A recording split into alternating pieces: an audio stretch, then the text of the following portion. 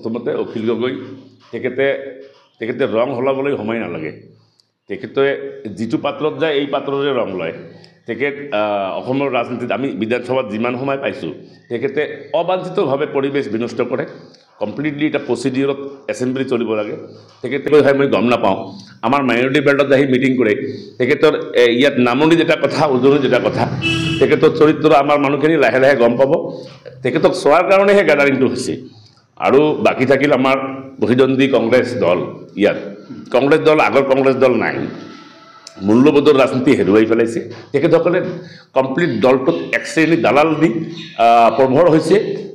তাৰ প্ৰমাণটো আপোনালোকে টিকিট কেন্দ্ৰিক চাইছে। টিকিটৰ বিতৰণৰ ক্ষেত্ৰত টকাৰ বাহিৰে সিহঁতে কোনো মানে বুজি নাপায়। আৰু ৰাইজৰ এডভান্স ৰেভিনিউ যিখিনি মানে কালেকশ্যন কৰি আছে আমাৰ কংগ্ৰেছ দলৰ, আমি যিখিনি 2 দিনৰ পৰা চাইছোঁ, তো আল্টিমেটলি এই পইচাখিনি জনসাধাৰণৰ ফালৰ পৰা ৰাইজে যিকোনো প্ৰতিনিধি জিকি যায় এই মানে অবৈধ প্ৰক্ৰিয়াত টিকিট লৈ যিখিনি মানুহ আজি ইলেকশ্যনত প্ৰতিদ্বন্দ্বিতা কৰিব, এই গ্ৰাছৰুট লেভেলৰ যিখিনি ডেভেলপমেণ্টৰ পইচাখিনি আগতীয়াকৈ আমাৰ কংগ্ৰেছী বন্ধুসকলে মানে যিখিনি লিডাৰশ্বিপ আছে সিহঁতে আহৰণ কৰি আছে। আমি দেখিছোঁ, আমি ধিক্ষাৰ জনাইছোঁ। তেনেকুৱা ৰাজনীতি হ'ব নালাগে। ৰাজনীতি মূল্যবোধৰ ৰাজনীতি হ'ব লাগে।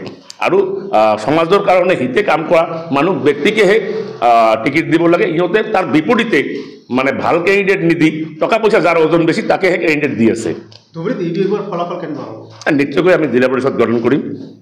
আৰু আপোনালোকে গমে পায় আমাৰ ডাইনামিক নেতা নজৰুল হক, আমাৰ ধুবুৰী জিলাৰ সভাপতি, সন্মানীয় সভাপতি, আমাৰ ষ্টেটৰ ভাইচ প্ৰেছিডেণ্ট হয়। আৰু তেখেত আমাৰ লগত আছে। তেখেত জিলা পৰিষদ বনাব বুলি ইতিমধ্যে কৈছে।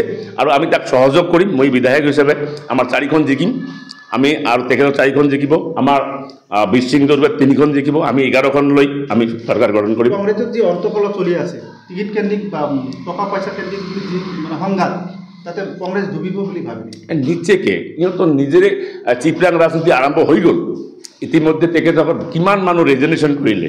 তো সিহঁতে নতুন নতুন মানুহ আমদানি কৰিছে। সিহঁতে ইমান 130 বছৰৰ দল এটা যদি সিহঁতৰ নিজৰ সন্তান জন্ম দিব পৰা নাই, বেলেগ দলৰ পৰা আমদানি কৰি টিকিট দিব লগা হৈছে, তেনেহ'লে সিহঁতৰ কি সম্পূৰ্ণ যিখিনি দল কৰি থকা মানুহখিনি সিহঁতৰ দলৰ যিখিনি প্ৰটেকশ্যন এতিয়া আপাইছ পংগু নেকি? বেলেগ দলৰ পৰা কিয় আমদানি কৰিব লগা হৈছে? প্ৰথমতে অখিল গগৈ তেখেতে ৰং সলাবলৈ সময় নালাগে।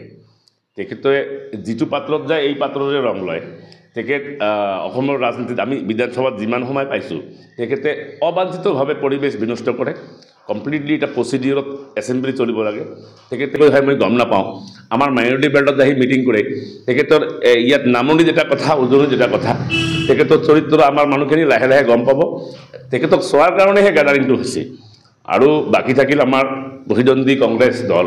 ইয়াত কংগ্ৰেছ দল আগৰ কংগ্ৰেছ দল নাই। মূল্যবোধৰ ৰাজনীতি হেৰুৱাই পেলাইছে। তেখেতসকলে কমপ্লিট দলটোত এক শ্ৰেণী দালাল দি প্ৰভৰ হৈছে। তাৰ প্ৰমাণটো আপোনালোকে টিকিট কেন্দ্ৰিক চাইছে। টিকিটৰ বিতৰণৰ ক্ষেত্ৰত টকাৰ বাহিৰে সিহঁতে কোনো মানে বুজি নাপায়। আৰু ৰাইজৰ এডভান্স ৰেভিনিউ যিখিনি মানে কালেকশ্যন কৰি আছে আমাৰ কংগ্ৰেছ দলৰ, আমি যিখিনি 2 দিনৰ পৰা চাইছোঁ, তো আল্টিমেটলি এই পইচাখিনি জনসাধাৰণৰ ফালৰ পৰা ৰাইজে যিকোনো প্ৰতিনিধি জিকি যায় এই মানে অবৈধ প্ৰক্ৰিয়াত টিকিট লৈ যিখিনি মানুহ আজি ইলেকশ্যনত প্ৰতিদ্বন্দ্বিতা কৰিব, এই গ্ৰাছৰুট লেভেলৰ যিখিনি ডেভেলপমেণ্টৰ পইচাখিনি আগতীয়াকৈ আমাৰ কংগ্ৰেছী বন্ধুসকলে মানে যিখিনি লিডাৰশ্বিপ আছে সিহঁতে আহৰণ কৰি আছে। আমি দেখিছোঁ, আমি ধিক্ষাৰ জনাইছোঁ। তেনেকুৱা ৰাজনীতি হ'ব নালাগে। ৰাজনীতি মূল্যবোধৰ ৰাজনীতি হ'ব লাগে। আৰু সমাজৰ কাৰণে হিতে কাম কৰা মানুহ ব্যক্তিকেহে টিকিট দিব লাগে। সিহঁতে তাৰ বিপৰীতে মানে ভাল কেণ্ডিডেট নিদি টকা পইচা যাৰ ওজন বেছি তাকেহে কেণ্ডিডেট দি আছে। নিশ্চয়কৈ আমি জিলা পৰিষদ গঠন কৰিম। আৰু আপোনালোকে গমে পায় আমাৰ ডাইনামিক নেতা নজৰুল হক, আমাৰ ধুবুৰী জিলাৰ সভাপতি, সন্মানীয় সভাপতি, আমাৰ ষ্টেটৰ ভাইচ প্ৰেছিডেণ্ট হয়। আৰু তেখেত আমাৰ লগত আছে। তেখেত জিলা পৰিষদ বনাব বুলি ইতিমধ্যে কৈছে। আৰু আমি তাক সহযোগ কৰিম। মই বিধায়ক হিচাপে আমাৰ 4খন জিকিম আমি, আৰু তেখেতৰ 4খন জিকিব। আমাৰ বিশিং দৰবাৰ 3খন জিকিব। আমি 11খন লৈ আমি চৰকাৰ গঠন কৰিম। কংগ্ৰেছত যি অন্তকল চলি আছে, টিকিট কেন্দ্ৰিক বা টকা পইচা কেন্দ্ৰিক বুলি যি মানে সংঘাত, তাতে কংগ্ৰেছ ডুবিব বুলি ভাবি নিশ্চয়কৈ সিহঁতৰ নিজেৰে চিপৰাং ৰাজনীতি আৰম্ভ হৈ গ'ল।